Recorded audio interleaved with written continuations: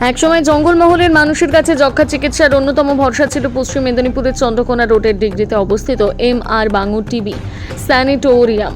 1950 সালে প্রতিষ্ঠিত এই সরকারি হাসপাতাল আজ যেন নিজের অস্তিত্ব হারিয়ে ফেলেছে। হাসপাতাল চত্বরে ঢুকলেই চোখে পড়ে আগাছায় ঢেকে যাওয়া রাস্তা, চারিদিকে ঘন ঝোপ জঙ্গল, ভাঙাচোরা ভবন এবং তালাবন্ধ একাধিক দপ্তর। একসময় চিকিৎসক, নার্স এবং অন্যান্য সরকারি কর্মীদের থাকার জন্য নির্মিত আবাসনগুলো আজ জরাজীর্ণ পরিত্যক্ত অবস্থায় পড়ে রয়েছে। দীর্ঘদিন সংস্কারের অভাবে হাসপাতালের পরিকাঠামো কার্যত ভেঙে পড়েছে। অভিযোগ, হাসপাতালে প্রায় 19 থেকে 20 জন নার্স এবং 2 জন চিকিৎসক কর্মরত থাকলেও তাদের নিয়মিত উপস্থিত থাকে না। হাসপাতালের সুপারের বিরুদ্ধে অনিয়মিত উপস্থিতি তার দেখা যায় না, মাসে একবার অফিসে সই করে চলে যায়। বর্তমানে হাসপাতালে মাত্র 9 জন রোগী ভর্তি রয়েছে। তাদের দাবি, থাকা এবং খাবারের ব্যবস্থা থাকলেও পর্যাপ্ত চিকিৎসা পরিষেবা, প্রয়োজনীয় পরীক্ষা নিরীক্ষা কিংবা রোগী পরিচর্যার মতন মৌলিক পরিষেবার ঘাটতি রয়েছে। হাসপাতালে বহু অংশে পর্যাপ্ত আলো নেই, নিরাপত্তার অভাব রয়েছে, এমনকি শৌচাগারের অবস্থা অত্যন্ত খারাপ বলে অভিযোগ। স্থানীয়দের অভিযোগ, হাসপাতালে কর্তব্যরত চিকিৎসক নির্দিষ্ট সময়ে হাসপাতালে না এসে নিজের কোয়ার্টার থেকে স্যান্ডোগেঞ্জি রোগী দেখছেন। সংবাদ মাধ্যমের ক্যামেরা পৌঁছতে তিনি চিত্রগ্রহণ বন্ধ করার অনুরোধ করেন। স্থানীয় বাসিন্দাদের দাবি, গত এক দশকে এই ঐতিহ্যবাহী হাসপাতালের অবস্থা আরও শোচনীয় হয়ে উঠেছে। একসময় ব্যস্ত চিকিৎসা কেন্দ্র আজ কার্যত অবহেলা বা অযত্নের প্রতীক।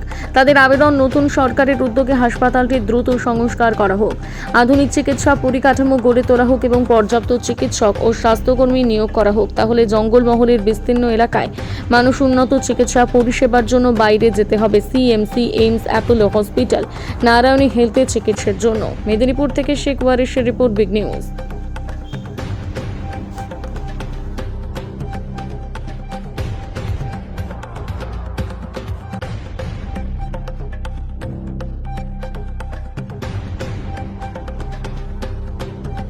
আচ্ছা, এটা বন্ধ করুন না, আপনি তো ঠিক আছে, আপনি কথা দায়িত্ব বলতে হবে না। রয়েছেন আপনি তো। তো ডাক্তার, আপনি এখানকার চার্জে কটা আছেন। বাজে এখন?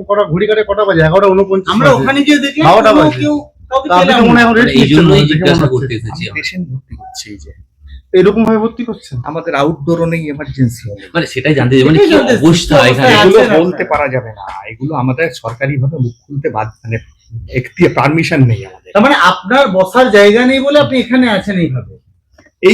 এইখান থেকে দেখি আমরা, ও আচ্ছা, মানে এভাবেই আপনাদেরকে কাজ করতে হয়। এটা বলা যাবে না, ব্যবস্থা কিছু নেই, তাই তো? বলা যাবে না, এটা আমাদের মুখ খোলার কার বারণ আছে? স্বাস্থ্য মানে মাননীয় মুখ্যমন্ত্রীরই তো বারণ আছে, কেউ মুখ খুলবেন না। না না ডাক্তারবাবু, আমার একটা প্রশ্ন হচ্ছে, আপনি দেখেন কিন্তু আপনি স্যান্ডো গেঞ্জি পরে এইভাবে পেশেন্ট দেখেন? না না, এটা এটা না, আপনি ডিউটিতে রয়েছেন না কিছু? ওরই সব সেবা বলতে ওই তো বললাম তো, সব সেন্টার থেকে ওষুধ আনতে হচ্ছে, সেন্টার থেকে ওষুধ বাড়ির লোক দিয়ে যায়, আর হচ্ছে ওই 3 টাইম খাবার পায় সেভাবে কিছু পাচ্ছেন না। না। আর এইখানে এই হাসপাতাল থেকে ওই বডি কোটার দেয় আর কি। পরিষেবা থেকে এবং যে পরিবেশ, পরিবেশ তো দেখতেই পাচ্ছেন না, আপনারাও তো দেখতে পাচ্ছেন বেডগুলো তো ভাঙা অবস্থা রয়েছে। না, ওই যা আছে তাতেই থাকতে হচ্ছে। উপায় নেই, এরকম ভাবেই চলে আসছে। কি নাম? শেখ রহিম, কোথা থেকে এসেছেন আপনি? মেদিনীপুর সিপাহী বাজার। অবস্থা বেডে দেখলেন, এই তো বেড ফাটাফাটি সব আছে, তারপরে হচ্ছে পেশেন্টরা আসছে, ঘুরে যাচ্ছে, পেশেন্টটাকে তো নিচ্ছে না। এই পরিবেশে তো অস্বাস্থ্যকর পরিবেশ। খাবার দাবার ঠিক আছে, মানে অসুবিধা মানে এদের ওই সেন্টার থেকে ওষুধ আসে, এরা নিয়ে আসে সব। যারা থাকবে সেই বেডগুলো তো বাজে অবস্থা। না, বেড ঠিক আছে, বেড ভাঙা নাই, বেড ঠিক আছে, মানে বেডশিট গুলা একটু ইয়া, পরিবেশে জঙ্গল হ্যাঁ রয়েছে। জঙ্গল হয়ে আছে, মানে ওইটা আগে 100 দিনের কাজ হতো, ওইটা 100 দিনের কাজও হচ্ছে না, এখন বন্ধ আছে। আপনার স্টাফ তো, আপনি স্টাফ তো? স্টাফ? আপনি আমি স্টাফ। স্টাফ তো? স্টাফের সংখ্যা কি বেশি আছে না কম? কম আছে, সেভাবে মানুষ মানে পরিমাণ পরিষেবা পাচ্ছে না। না এখন আর কিছু অসুবিধা, মানে আমাদেরও অসুবিধা হচ্ছে, এই যে ডবল খাটনি হচ্ছে, মানে এখানে কাজ করলে বলো এখানে যাও। কি না আপনার? আমার নাম নিমাই বেদা, কি দায়িত্ব রয়েছেন আপনি? আমি ওই যে জমাদারের কাজ করি। বর্তমানে আপনারা তো দেখতেই পেলেন যে কি বাস্তবতা আছে। 30 দিনে একদিন আসে সুপার, মান্থ এন্ডে আসে, 30 তারিখে আসে, আবার 4টার সময় চলে যায়, পুরাপুরি মাসের কাজ সব সম্পূর্ণ করে দেয়। এখানের লাইটের ব্যবস্থাও নিতে হবে। লাইট, জল কিচ্ছু নেই। 317 বেডের হাসপাতাল। হ্যাঁ, আপনাদেরকে ফোনে আমি ডকুমেন্টস আছে স্বাস্থ্য দপ্তর থেকে, আমি দেখাতে পারবো।